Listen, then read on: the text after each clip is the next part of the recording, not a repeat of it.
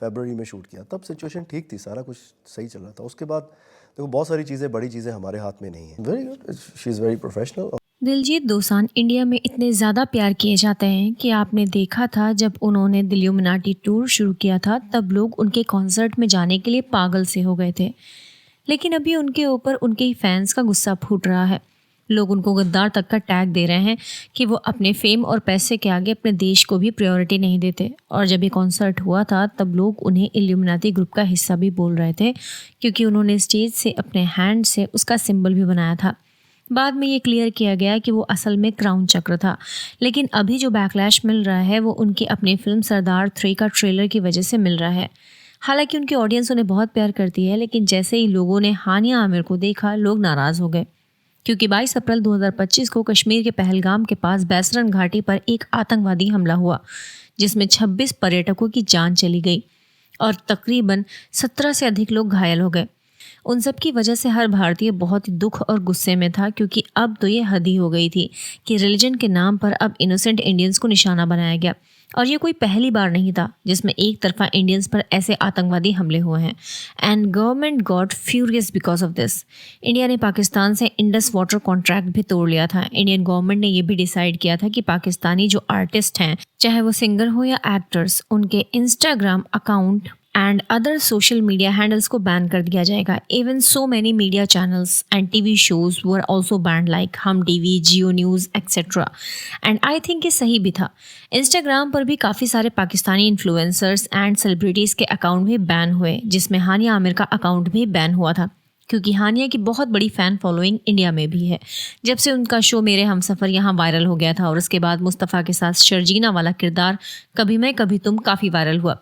Insta पर हमें उनकी वो चुलबुली और इनोसेंट वाली इमेज दिखाई देती है जो काफ़ी फ़नी और लाइफ को एंजॉय करती हैं। जिस तरह से हानिया के इंस्टा पर हमें उनकी बॉलीवुड के लिए प्यार दिखता था, उससे उनके यहाँ काम करने की डिस्परेशन दिखाई देती थी, जैसे रणविजय के साथ वाले दुबई के इंटरव्यू में भी देखा था। फिर शाहरुख खान के सॉन्ग्स पर उनके वीडियोज़ भी। And that was absolutely clear that she wants to work here. And ज़्यादातर टाइम इंडिया और पाकिस्तान दोनों की ऑडियंस को लेकर चलती थी, जब तक दोनों देशों के बीच में टेंशन नहीं बढ़ी। पहलगाम टेरर अटैक के बाद जब इंडिया ने जवाबी कार्रवाई की, तब उनका गुस्सा भारत पर कुछ ऐसे निकला। I don't have fancy words right now. I just have anger, pain, and heavy hurt. A child is gone, families are shattered.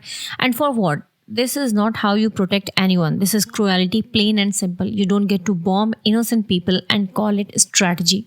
This isn't strength. This is shameful. This is cowardly, and we see you. अब देखो जो पहलगाम में innocent लोगों के साथ किया गया है, कितने लोगों ने अपना परिवार खो दिया, बच्चों को लाइफ टाइम ट्रॉमा में जीना पड़ेगा और कितने सारे लोगों की ज़िंदगी बर्बाद हुई। तब किसी भी पाक सेलिब्रिटी ने कुछ नहीं कहा, and some of them even making fun of it. Guys, मैं थोड़ी देर सोने चली कि मैं वापस आई हूँ। आप सब लोग क्या लड़ रहे हो आपस में? ये कौन सी जंग हो रही है? क्या बात कर रहे हो? अभी मुझे इंडिया आना था अभी मुझे सबसे मिलने आना था। ये आप लोग क्या कर रहे हो? ऐसे नहीं करते हैं। ऐसे में भारतीयों को हानिया का ऐसे रिएक्ट करना बहुत ख़राब लगा। Indian stood with India and we should stand with our country. इसके बाद एक कैंपेन चलाई गई या कोई मिस इन्फॉर्मेशन भी आई कि इसी वजह से हानिया को सरदार 3 से हटा दिया गया। लेकिन फिर दिलजीत के इंस्टा अकाउंट पर ये ट्रेलर देखने को मिला जिसमें हानिया पंजाबी बोलते दिखाई दी। लोगों को ये और नाराज़गी हुई कि क्या इंडिया में अच्छे आर्टिस्ट नहीं थे जो हानिया को कास्ट किया गया।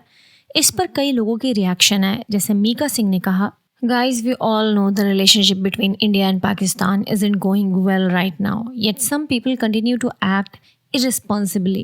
Before realizing any content that involves artists from across the border, they should think twice, especially when our nation's dignity is involved. दूसरी तरफ राखी सावंत ने हानिया को खुलकर सपोर्ट किया। कुछ दिनों पहले से हानिया आमिर और राखी सावंत का इंस्टा प्यार खूब देखा जा रहा था। इसके बाद गुरु रंधावा ने बिना नाम कहे भी दिलजीत को नाप दिया। This country made great artists and we are all proud of it. Please be proud of where you are born. Just an advice. Now don't start controversy again and manipulate Indians. lol. PR bigger than artist. इतनी सब controversy जब हो गई तो दिलजीत, जो खुद इस film के वन ऑफ द प्रोड्यूसर्स में से आते हैं, उन्होंने बीबीसी को एक इंटरव्यू दिया। फरवरी में शूट किया, तब सिचुएशन ठीक थी, सारा कुछ सही चल रहा था। उसके बाद देखो बहुत सारी चीज़ें, बड़ी चीज़ें हमारे हाथ में नहीं है। तो ये प्रोड्यूसर्स ने डिसाइड किया कि ये फिल्म ऑब्वियसली अब इंडिया तो नहीं लगेगी, तो इसको ओवरसी रिलीज़ करते हैं, तो ऑब्वियसली इनका बहुत पैसा लगा हुआ है। और जब ये फिल्म बन रही थी तब ऐसा कुछ था नहीं। ये लॉस तो होगा ही 100%, क्योंकि एक टेरिटरी आप उसमें माइनस कर रहे और हैं। इनकी टीम के द्वारा ये कहा जाना, there was no restriction from the government of India or any other institution did not want to hurt the sentiment of our people in any way. It is said by the actors and producers also that it was shot before February, so ban on Pakistani artists was already implemented by the Federation of Western Indian Cine Employees. अब अगर film की shooting पूरी होने के बाद किसी actor को बदलने की मांग उठती है तो वो सिर्फ एक फैसला नहीं, पूरी फिल्म को दोबारा खड़ी करने जैसा होता है. रीशूटिंग मतलब फिर से वही सेट, वही टाइम, फिर से सबको पेमेंट, और ये सब कुछ प्रोड्यूसर के लिए काफ़ी कॉस्टली पड़ता है. तो ऐसे में अगर कहें कि ऐसे एक्टरों को हटा दो तो ये कहना थोड़ा प्रैक्टिकल नहीं लगता है. हाँ, ये ज़रूर कहा जा सकता है कि जब देश में इतना सेंसिटिव मामला चल रहा है और सबको पता है कि हानिया के नाम से पहले ही कितनी कंट्रोवर्सी हो चुकी है, तो फिल्म को रिलीज़ करने की टाइमिंग ज़रा सोच समझ कर रखी जा सकती थी. अब सवाल आता है, दर्शक दिलजीत से क्यों नाराज़ है? क्योंकि दिलजीत इस फिल्म के सिर्फ एक्टर नहीं बल्कि प्रोड्यूसर भी हैं. यानी हर बड़ा फैसला, रिलीज़ डेट, मार्केटिंग और डिस्ट्रीब्यूशन उनके नॉलेज और कंसेंट से होता ही होगा. दूसरी बात, जब पहलगाम टेरर अटैक हुआ था तब बहुत से सेलेब्स ने देश के साथ खड़े होकर आवाज़ उठाई, पोस्ट शेयर किए, लेकिन दिलजीत ने उस पर चुप्पी बनाए रखी. इस बात से फैंस और भी ज़्यादा नाराज़ हैं. और उसी समय अबीर गुलाल चर्चा शुरू हो गई थी जो मई में रिलीज़ होने वाली थी. इसमें भी पाकिस्तानी एक्टर फवाद खान थे और इस इंसिडेंट के बाद इस फिल्म की रिलीज़ को रोक दिया गया या डिले कर दिया गया. फाइनेंशियल लॉस तो वहाँ भी हुआ था, लेकिन इतना बवाल नहीं हुआ. या शायद सरदार 3 फिल्म से जुड़े हुए लोगों ने सोचा होगा कि हम तो आर्टिस्ट हैं, बॉर्डर हमारी कला के बीच में नहीं आ सकता वाले स्लोगन से बड़ी आसानी से निकल जाएंगे. और भारत की जनता काफ़ी भोली है. रीजनल कल्चर और फिल्म्स को हर कोई सपोर्ट करता है, लेकिन जब ये कल्चर के मेल मिलाप की जिम्मेदारी एक तरफ रख के रिटर्न में पुलवामा, पहलगाम, उरी जैसे टेरर अटैक मिलते हैं, तो फिर कैसे क्रॉस बॉर्डर कल्चर को जस्टिफाई कर सकते हैं? अब इस सब को देखते हुए दिलजीत के फैंस जो काफ़ी लॉयल रहते थे, उनके डाई हार्ड फैंस थे, वो काफ़ी नाराज़ हो गए. एक ने लिखा, he is insulting all the Sikhs who have been tortured, killed in Pakistan. He insulted the Sikh girls who have been abducted, raped and forcefully converted to Islam by Pakistanis. I love you Diljit, but India-Pak war is a deal breaker. Nation first.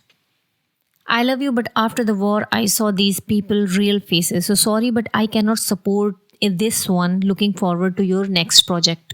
Not just that, but casting same person who openly spoke against our country. What I feel that after some times, these people will again start casting these actors in movies. Like Fawad was working and KJO is like sim for him. Even when Sonakshi was asked about this matter, she said, do they allow Indian actors to work there? अब इस बारे में तो I think कि यहाँ से कोई वहाँ काम करने जाना भी नहीं चाहता. उसके बाद FWICE ने दिलजीत के बॉर्डर 2 में होने पर आपत्ति जताई, जो फिल्म इंडियन आर्म्ड फोर्सेस को सेलिब्रेट कर रही है. Why he should be part of that as he chose to work with Hania Aamir who was calling operation Sindoor cruelty. जब कोई फिल्म बनती है तो वो सिर्फ कैमरे के सामने दिखने वाले एक्टर्स की मेहनत नहीं होती, उसके पीछे एक बहुत बड़ी टीम काम करती है. प्रोड्यूसर, डायरेक्टर, को staff, spot boys, technician, editors and sound team तक. अगर आप किसी एक्टर को हटाना चाहते हैं तो पूरी टीम की महीनों की मेहनत दोहरानी पड़ेगी. मतलब हर कलाकार को फिर से उतनी ही फीस देनी होगी. लोकेशंस, कैमरा सेटअप्स, पूरी यूनिट को दोबारा ऑन बोर्ड करना होगा. जब देश में कोई बहुत ही संवेदनशील मुद्दा सामने आया हो तो उस समय किसी भी फिल्म का रिलीज़ होना, खासकर जिसमें वही कलाकार हो जो जनता को चुभता है, और ऐसे में लोगों का हर्ट होना भी जायज़ है. अगर कोई कलाकार सेंसिटिव होता तो वो कहता कि चलो इस फिल्म को रिलीज़ थोड़ी डिले कर देते हैं, अभी नहीं तो कुछ महीनों बाद. मेकर्स ने शायद इसलिए डिसाइड किया कि फ़िल्म इंडिया में नहीं रिलीज़ होगी बल्कि ओवरसीज़ में रिलीज़ होगी ताकि बैकलैश थोड़ा कम हो सके. लेकिन फिर भी ऑडियंस ये सोचती है कि इतने बड़े विवाद के बाद कम से कम एक एम्पैथेटिक स्टेटमेंट या एक सही वक्त का इंतज़ार तो बनता था. What's your thought on this topic? Please let me know in the comment box. इसके अलावा और किसी टॉपिक पर अगर आप वीडियो चाहते हैं तो प्लीज़ कमेंट बॉक्स में ज़रूर लिखिएगा. मिलते हैं आपसे नेक्स्ट वीडियो में. Thank you so much for watching. Bye bye.